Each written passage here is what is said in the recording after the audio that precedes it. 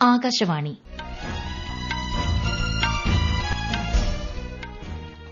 നമസ്കാരം. വാർത്തകൾ വായിക്കുന്നത് ബിന്ദു വിനോദ്.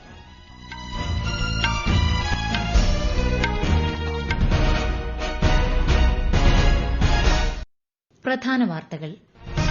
കർഷകർ രാഷ്ട്ര നിർമ്മാണത്തിൽ സുപ്രധാന പങ്കുവഹിക്കുന്നതായി പ്രധാനമന്ത്രി നരേന്ദ്രമോദി.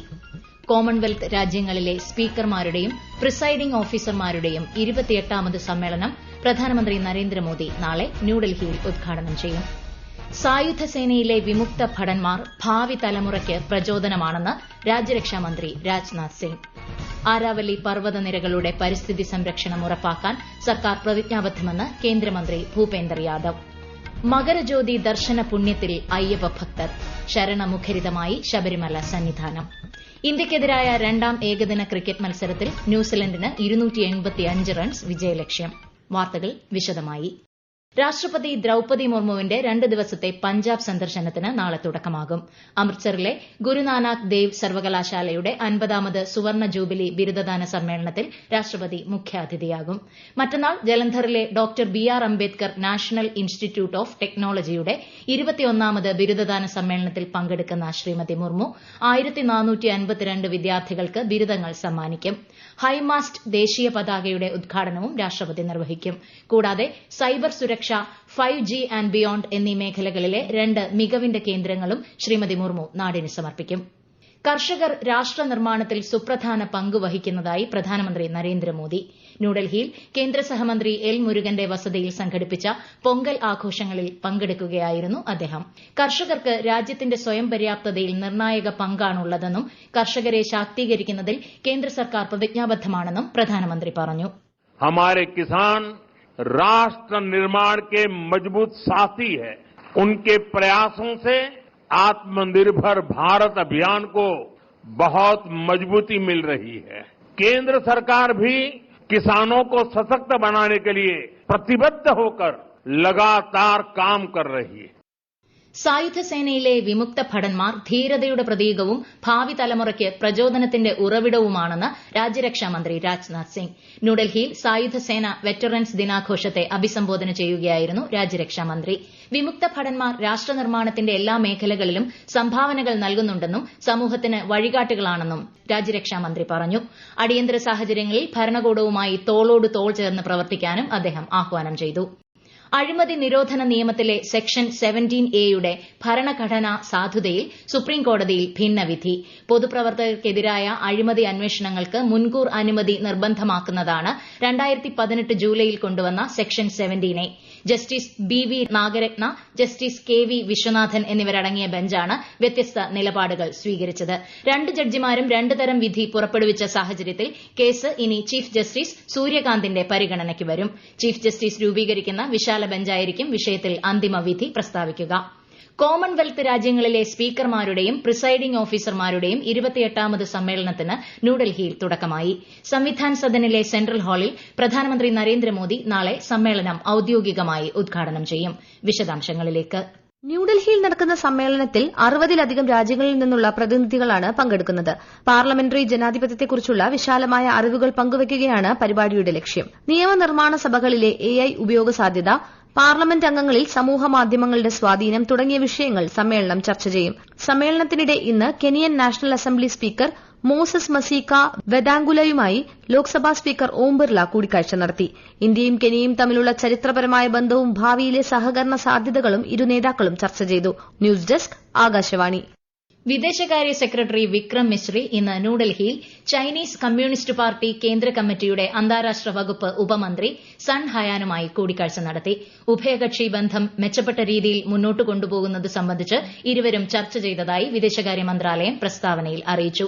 ഇന്ത്യ ചൈന ബന്ധം പുനഃസ്ഥാപിക്കാൻ ഇരു രാജ്യങ്ങളിലെയും ജനങ്ങൾ തമ്മിലുള്ള പരസ്പര ധാരണ മെച്ചപ്പെടുത്തേണ്ടതിന്റെ പ്രാധാന്യം വിദേശകാര്യ സെക്രട്ടറി ആവർത്തിച്ചു. ഈ വർഷം ബ്രിക്സ് അധ്യക്ഷസ്ഥാനം ഏറ്റെടുത്തതിന് സൺ ഹയാൻ ഇന്ത്യയെ ചൈനയുടെ അഭിനന്ദനവും പിന്തുണയും അറിയിച്ചു. സമകാലിക ലോകത്തെ ഏറ്റവും വലിയ ഭീഷണിയാണ് ഭീകരവാദമെന്നും ആഗോള സമാധാനവും ഐശ്വര്യവും കൈവരിക്കുന്നതിന് ഭീകരതയ്ക്കെതിരെ കൂട്ടായ പ്രവർത്തനം അനിവാര്യമാണെന്നും പ്രതിരോധ മന്ത്രാലയം ജോയിന്റ് സെക്രട്ടറി അമിതാഭ് പ്രസാദ് ന്യൂഡൽഹിയിൽ നടക്കുന്ന 16ാമത് ASEAN defence ministers meeting plus expert working group യോഗത്തിന്റെ ഉദ്ഘാടന സമ്മേളനത്തെ അഭിസംബോധന ചെയ്യുകയായിരുന്നു അദ്ദേഹം. ഇന്ത്യയും മലേഷ്യയും സംയുക്തമായി സംഘടിപ്പിക്കുന്ന 3 ദിവസത്തെ പരിപാടിയിൽ 11 ആസിയാൻ രാജ്യങ്ങളിൽ നിന്നുള്ള പ്രതിനിധികൾ, ആസിയാൻ സെക്രട്ടേറിയറ്റ് അംഗങ്ങൾ തുടങ്ങിയവർ പങ്കെടുക്കുന്നു. ഈ വാർത്തകൾ ആകാശവാണിയിൽ നിന്ന്. ആകാശവാണി വാർത്തകളും വാർത്താധിഷ്ഠിത പരിപാടികളും all India radio news Thiruvananthapuram YouTube ചാനലിലും all India radio news Thiruvananthapuram Facebook പേജിലും AR News_ തിരുവനന്തപുരം ഇൻസ്റ്റഗ്രാം അക്കൌണ്ടിലും AR News_TVM X ഹാൻഡിലും ലഭ്യമാണ്. ഇറാനിലെ ആഭ്യന്തര പ്രക്ഷോഭങ്ങളിൽ കൊല്ലപ്പെട്ടവരുടെ എണ്ണം 2500 കടന്നതായി മനുഷ്യാവകാശ സംഘടനകൾ. പ്രക്ഷോഭത്തിൽ പങ്കെടുത്ത ഒരാളുടെ വധശിക്ഷ ഇന്ന് നടപ്പിലാക്കാൻ ഇറാൻ ഒരുങ്ങുകയാണെന്നും മനുഷ്യാവകാശ സംഘടനകൾ അറിയിച്ചു. പ്രക്ഷോഭകരെ വധശിക്ഷയ്ക്ക് വിധേയരാക്കരുതെന്ന് അമേരിക്കൻ പ്രസിഡന്റ് ഡൊണാൾഡ് ട്രംപ് ടെഹ്റാന് മുന്നറിയിപ്പ് നൽകി. എന്നാൽ ഇറാനിലെ പ്രതിഷേധങ്ങളിൽ ഇടപെട്ടാൽ അമേരിക്കൻ താവളങ്ങൾ ആക്രമിക്കുമെന്നാണ് ഇറാന്റെ മറുപടി. അതേസമയം ഇറാന് പിന്തുണ അറിയിച്ച് ചൈന രംഗത്തെത്തി. സ്വതന്ത്ര രാജ്യങ്ങളുടെ ആഭ്യന്തര വിഷയങ്ങളിൽ പുറത്തുനിന്നുള്ള ഇടപെടലുകളെ എതിർക്കുന്നതായി ചൈന വ്യക്തമാക്കി. ഇന്ത്യൻ പൌരന്മാർ ലഭ്യമായ ഗതാഗത മാർഗ്ഗങ്ങളിലൂടെ ഇറാനിൽ നിന്ന് മടങ്ങാൻ ടെഹ്റാനിലെ ഇന്ത്യൻ എംബസി ആവശ്യപ്പെട്ടു. ഹെൽപ്പ് ലൈൻ നമ്പറുകൾ വഴിയോ cons.tehran@mea.gov.in എന്ന ഇമെയിൽ വിലാസത്തിലോ എംബസിയുമായി ബന്ധപ്പെടാം. ഇറാനിലേക്കുള്ള യാത്ര ഇനിയൊരു അറിയിപ്പുണ്ടാകുന്നതുവരെ ഒഴിവാക്കണമെന്നും വിദേശകാര്യ മന്ത്രാലയം ഇന്ത്യൻ പൌരന്മാർക്ക് കർശന നിർദ്ദേശം നൽകിയിട്ടുണ്ട്. ആരാവലി പർവ്വതനിരകളുടെ പരിസ്ഥിതി സംരക്ഷണം ഉറപ്പാക്കാൻ സർക്കാർ പ്രതിജ്ഞാബദ്ധമാണെന്ന് കേന്ദ്രമന്ത്രി ഭൂപേന്ദർ യാദവ്. കയ്യേറ്റവും അനധികൃത ഖനനവും തടയുന്നതിനായി ആരാവലി റവന്യൂ ഭൂമിയുടെ ഏകദേശം 97 കിലോമീറ്റർ സ്ഥിരം സംരക്ഷിത വനമായി പ്രഖ്യാപിച്ചിട്ടുണ്ട്. ന്യൂഡൽഹിയിൽ ആരാവലി പരിസ്ഥിതി പുനഃസ്ഥാപനത്തെക്കുറിച്ചുള്ള ദേശീയ സമ്മേളനത്തിൽ സംസാരിക്കുകയായിരുന്നു അദ്ദേഹം. പാരിസ്ഥിതിക സന്തുലിതാവസ്ഥ നിലനിർത്താൻ സർക്കാർ മികച്ച രീതിയിൽ പ്രവർത്തിക്കുന്നുണ്ടെന്നും കേന്ദ്രമന്ത്രി വ്യക്തമാക്കി. आने वाले समय में हम लोगों को इकोलॉजी का पूरा ध्यान रखते हुए विकास को करना होगा और इसलिए हमारा ये जो बैलेंस बना रहे इसको लेकर के हम पूरी तरीके से कार्य कर रहे हैं. मैं आपको ये बताना चाहता हूं कि जो DPR हम लोगों ने ग्रीन अरावली प्रोजेक्ट को लेकर के जो तैयार करी है उसको लेकर के लगातार हम लोग आगे कार्य कर रहे हैं और पिछले 2-3 वर्षों में लगभग हजारों हेक्टेयर जमीन को हम वापस से रेस्टोर करने में कामयाब भी हुए हैं. 15ാം കേരള നിയമസഭയുടെ 16ാം സമ്മേളനം ഈ മാസം 20-ന് ആരംഭിക്കുമെന്ന് സ്പീക്കർ AN ഷംസീർ. ഗവർണറുടെ നയപ്രഖ്യാപന പ്രസംഗത്തോടെയാണ് സഭാ സമ്മേളനം ആരംഭിക്കുക. ഈ മാസം 29-ന് ധനമന്ത്രി KN ബാലഗോപാൽ സംസ്ഥാന ബജറ്റ് അവതരിപ്പിക്കും. മാർച്ച് 26 വരെ 32 ദിവസമാണ് സഭ സമ്മേളിക്കുക. 64ാമത് കേരള സംസ്ഥാന സ്കൂൾ കലോത്സവം മുഖ്യമന്ത്രി പിണറായി വിജയൻ തൃശൂരിൽ ഉദ്ഘാടനം ചെയ്തു. കലാമേളകളിൽ പങ്കാളിത്തത്തിനാണ് പ്രാധാന്യമെന്നും മത്സരം ഒരാളുടെയും കഴിവിന്റെ ആത്യന്തികമായ അളവുകോലല്ല എന്നും മുഖ്യമന്ത്രി പറഞ്ഞു. ഈ മാസം 18 വരെ നീളുന്ന കലോത്സവത്തിൽ 25 വേദികളിലായി 15,000-ലേറെ പ്രതിഭകൾ മാറ്റുരയ്ക്കും. മകരസംക്രമ സന്ധ്യയിൽ ഭക്തിസാന്ദ്രമായി സന്നിധാനം. ശബരിമലയിലെ അയ്യപ്പ വിഗ്രഹത്തിൽ തിരുവാഭരണം ചാർത്തി ദീപാരാധന നടന്നു. തുടർന്ന് പൊന്നമ്പലമേട്ടിൽ മകരജ്യോതി തെളിഞ്ഞു. ആയിരക്കണക്കിന് ഭക്തരാണ് മകരവിളക്ക് ദർശിച്ചത്. മുഖ്യമന്ത്രിയുടെ കണക്ട് ടു വർക്ക് പദ്ധതിയുടെ പുതുക്കിയ മാർഗ്ഗരേഖയ്ക്ക് കേരള മന്ത്രിസഭായോഗം അംഗീകാരം നൽകി. നൈപുണ്യ വികസനത്തിലൂടെ യുവജനങ്ങളുടെ തൊഴിൽ സാധ്യത മെച്ചപ്പെടുത്തുകയാണ് പദ്ധതിയുടെ ലക്ഷ്യം. അർഹരായ ആദ്യത്തെ 5 ലക്ഷം പേർക്ക് ഇതിലൂടെ സ്കോളർഷിപ്പ് നൽകും. പ്രതിമാസം 1000 രൂപ വീതം 12 മാസത്തേക്കാണ് സ്കോളർഷിപ്പ് നൽകുക. ഇന്ത്യയ്ക്കെതിരെ രാജ്കോട്ടിൽ നടക്കുന്ന 2ാം ഏകദിന ക്രിക്കറ്റ് മത്സരത്തിൽ ന്യൂസിലൻഡിന് 285 റൺസ് വിജയലക്ഷ്യം. ആദ്യം ബാറ്റ് ചെയ്ത ഇന്ത്യ നിശ്ചിത 50 ഓവറിൽ 7 വിക്കറ്റിന് 284 റൺസ് എടുത്തു. ഇന്ത്യയ്ക്കായി KL രാഹുൽ സെഞ്ചുറി നേടി. മറുപടി ബാറ്റിംഗിനിറങ്ങിയ ന്യൂസിലൻഡ് ഒടുവിൽ വിവരം ലഭിക്കുമ്പോൾ 23 ഓവറിൽ 2 വിക്കറ്റിന് 109 റൺസ് എന്ന നിലയിലാണ്. പരമ്പരയിൽ ആകെ 3 മത്സരങ്ങളാണ് ഉള്ളത്. ഇന്ത്യൻ വ്യോമസേനയിൽ അഗ്നിവീറായി തെരഞ്ഞെടുക്കുന്നതിന് അവിവാഹിതരായ പുരുഷ വനിതാ ഉദ്യോഗാർത്ഥികളിൽ നിന്നും ഓൺലൈൻ അപേക്ഷകൾ ക്ഷണിച്ചു. മാർച്ച് 30-31 തീയതികളിലാണ് സെലക്ഷൻ ടെസ്റ്റ്. പ്രധാന വാർത്തകൾ വീണ്ടും.